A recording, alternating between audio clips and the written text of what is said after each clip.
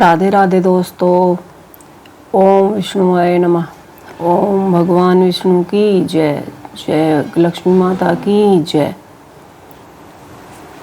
तो दोस्तों, आज आपको हम बताते हैं कि आज की जो एकादशी है, परिवर्तनी एकादशी है। इस व्रत की कथा बहुत ही मायने रखती है। जो भी इंसान पूरी श्रद्धा और भक्ति पूर्वक ही है, वह कहानी या कथा को पढ़ता है, उसकी सब विपत्तियां दूर हो जाती है। तो आज हम आपको बताते हैं कि भगवान विष्णु नारायण आप पर हमेशा अपनी कृपा बनाए रखे। और परिवर्तनी एकादशी व्रत कथा। पांडुनंदन अर्जुन ने कहा कि हे प्रभु, शुक्ल पक्ष की एकादशी का क्या नाम है और इस व्रत का क्या विधान है, और इस व्रत की एकादशी का व्रत क्यों किया जाता है और कैसे किया जाता है, इसका फल की प्राप्ति कैसे प्राप्त होती है। हे माधव, सब मुझे विस्तार पूर्वक कहिए। श्री कृष्ण जी ने कहा कि हे प्रिय, हे पार्थ, यह व्रत भद्र पक्ष के शुक्ल पक्ष की एकादशी बहुत ही नियम और विधि विधानों से परिभूत है, और इसे बहुत ही साधारण विधि या संकल्प के द्वारा किया जाता है। उन्होंने कहा कि हे पात्र, यह भद्र पक्ष के शुक्ल पक्ष की एकादशी की कथा, सब इसे करने से सब पाप धुल जाते हैं। यदि आप जो भी गरीब लोग मनुष्य मेरी भक्ति पूर्वक पूजन करता है और सभी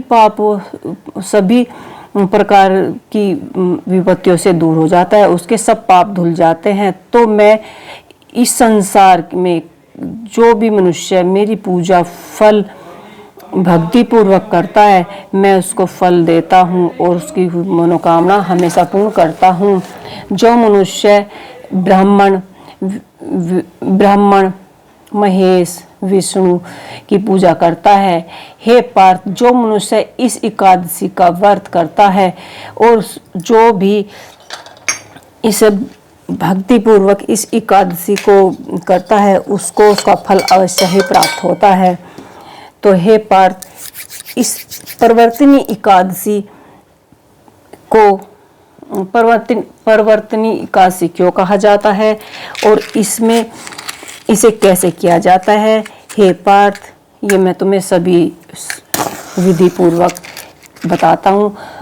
यह सुनकर अर्जुन ने कहा कि हे श्री कृष्णा, हे माधव, आप मुझे इतना बताइए कि इसे कैसे करते हैं और इसने सबसे पहले इस एकादशी को किसने किया था, इसका क्या फल है, वो मुझे विधि पूर्वक बताइए।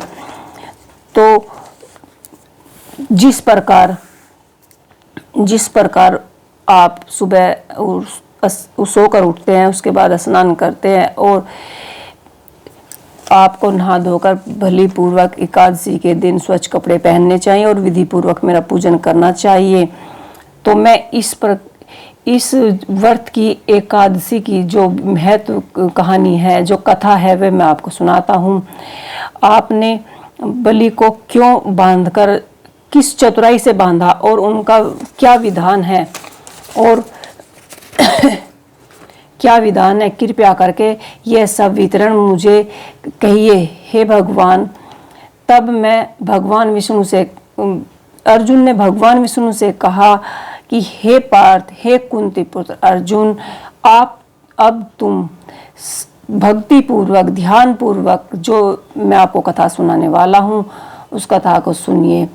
तुमने समस्त पापों को दूर करने वाली इस कथा को मैं आपको सुनाता हूँ। इस कथा को बलि को युग में बलि नाम का एक असुर रहता था। वह अनंत ही दानी और सत्यवादी और ब्राह्मणों की सेवा करता था, और वह सदा ही तप यज्ञ त्याग किया करता था। वह इतना भाग्यशाली था कि उसकी भक्ति के स्थान पर देवता इंद्र के स्थान पर इंद्र देवता के स्थान पर युगों तक उसने यज्ञ और देवतराज इंद्र का इसके बाद ही स्नेह नहीं करते कि उन्होंने वहां पर बहुत दिनों तक राज्य किया। भगवान श्री हरि